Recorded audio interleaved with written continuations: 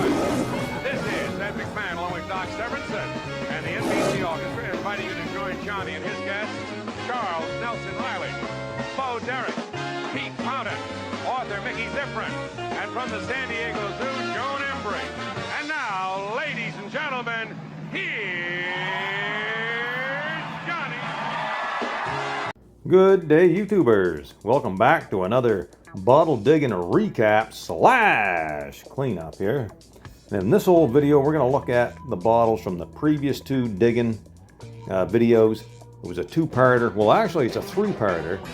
And there's some more coming up. And that third part of the dig will be posted sometime this week. But for now, we're just going to focus on the bottles from the first two parts of the dig. So I got a box full in here. So hang tight. Try not to make this too long, but there's a bit of information to go over for some of these bottles. So let's get into that. Get your drink ready, and when you hear the bell like that, let's have a drink.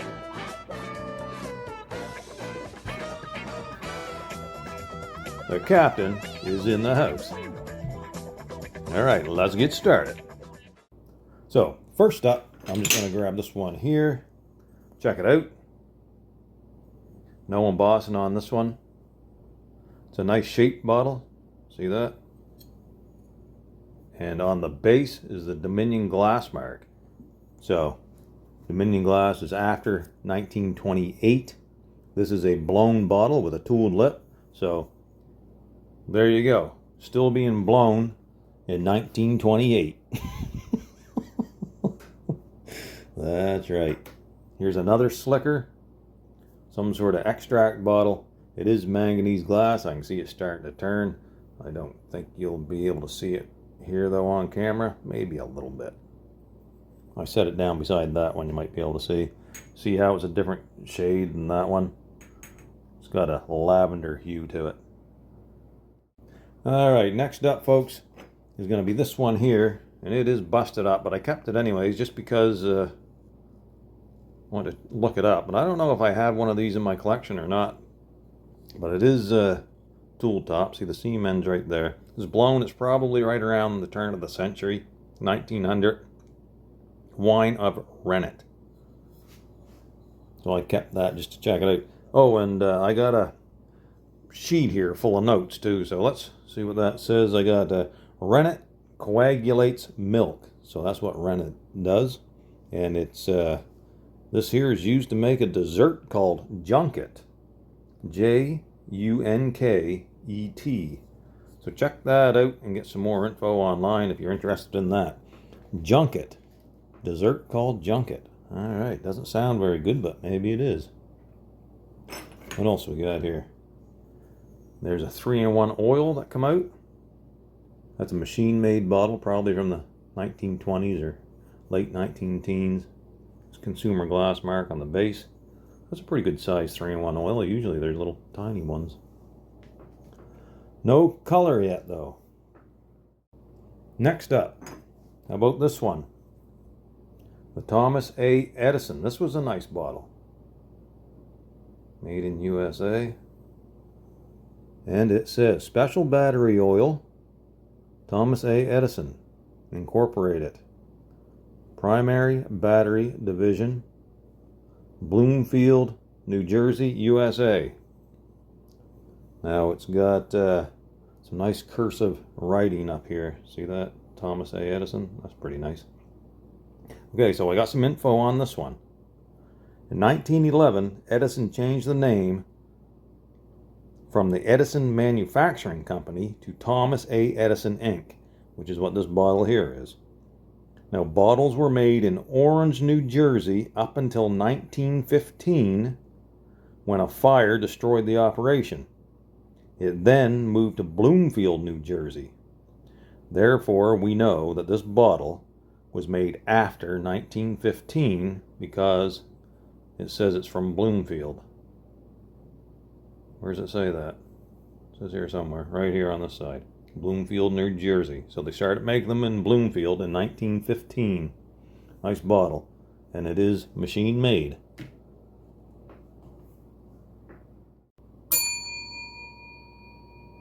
Cheers, Captain. Where are we headed to, driver? Alright, here's a neat shaped bottle. 1, 2, 3, 4, 5, 6, 7. Octagon shaped bottle. It is a tool top blown in a mold.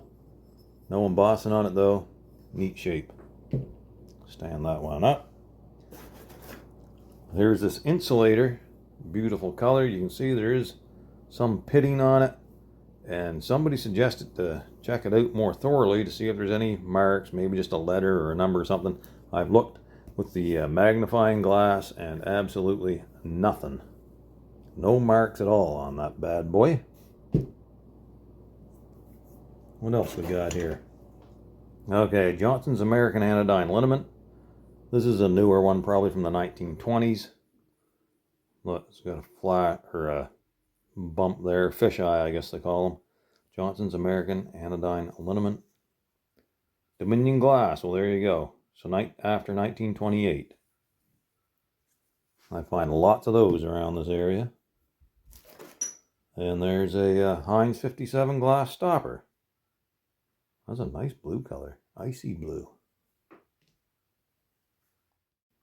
Alright, next up, this here little platter, probably from a kid's playset.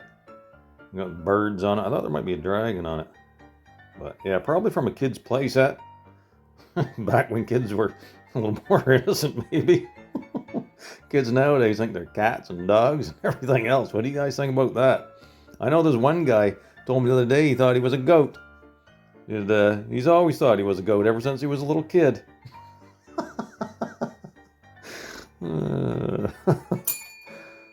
Man, who's ringing that bell?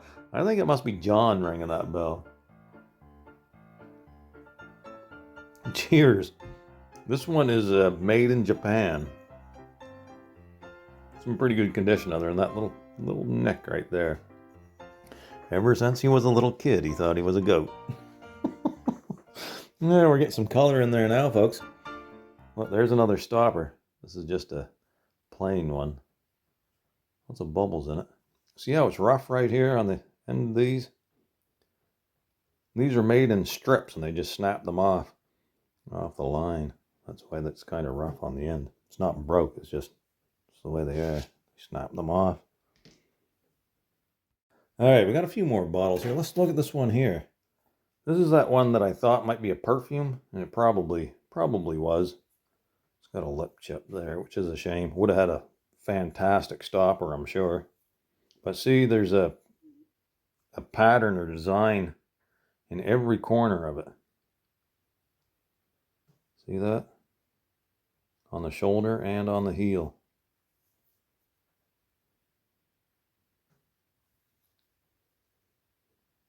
Yep, beautiful little bottle.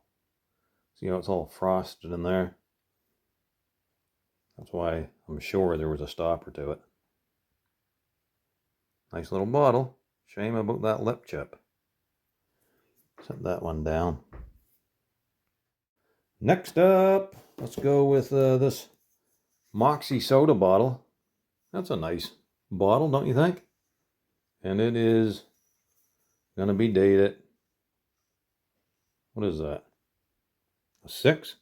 1936. Owen, Illinois glassmaker mark. Moxie.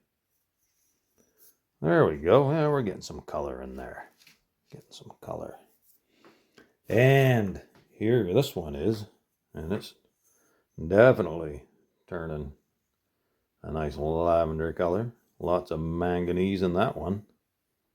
And once again, it's kind of hard for you to see that through this camera, but Frostilla. Holmes Fragrant for the toilet, and it is a tooled top blown in a mold bottle. Frostilla. Yeah, for some reason I want to go that way with it, but the writing's upside down. So there it is. That's the first manganese one I've dug. That's probably like right around 1900 as well. Pre-1915, I'm sure. 1915 is generally the cutoff for when they use manganese in the glass. It's not 100% accurate. You know, people may have had a a surplus, so they still used it for a year or two after 1915. It's not cut in stone rule. It's just a, it's a rule of thumb. Speaking of thumbs, give a thumbs up, folks. Comment down below. All right, we got one more drink.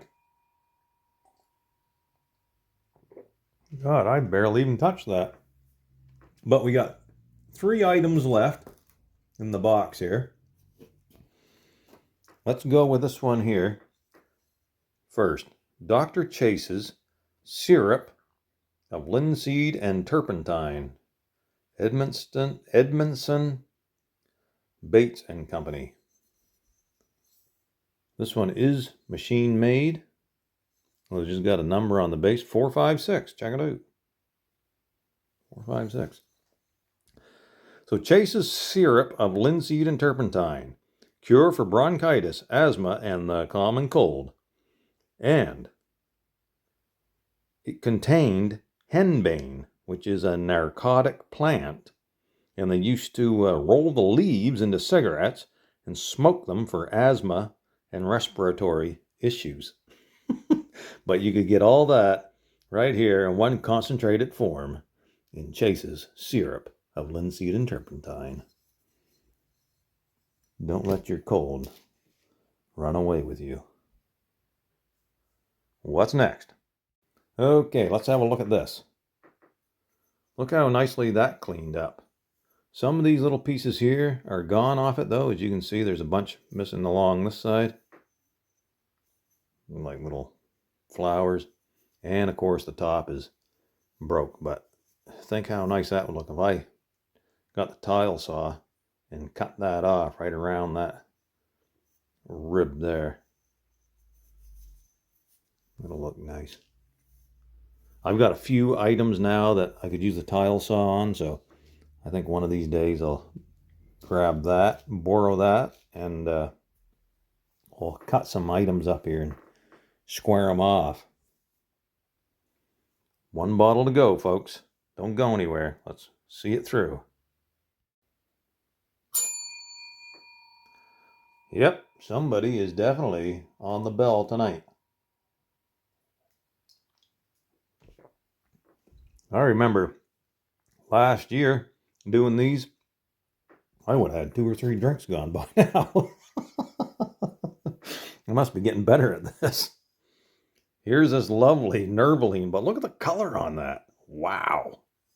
That is incredible. Still got the stopper inside it. You're wondering what that black thing there is. Incredible color.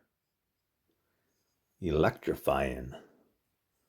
This one's machine made. But I'm going to say it's got to be, early 1900s, even though it's machine made. Nerviline, prepared by the Ozone Company, Kingston, Ontario. And it's just got some numbers on the base there again, 372. What is Nerviline? Well, Nerviline was promoted as a treatment for neuralgia, toothaches, rheumatic pain, sore throat, aching joints, muscular strains, hoarseness, and insect bites. It was a panacea for all ailments. It possibly contained morphine, cocaine, and a large amount of alcohol. Possibly. That's Nerviline. Get yours at your local pharmacy. The large amount of alcohol, I understand. Okay, so that's going to be it, folks. Thanks for watching. Leave a thumbs up, comment down below. And don't forget, there's going to be a third part to this dig. I can't remember what all for bottles is in it, but I know there's a few good ones. So tune in for that. Should be a good time. And then maybe we'll have another cleanup for that episode as well.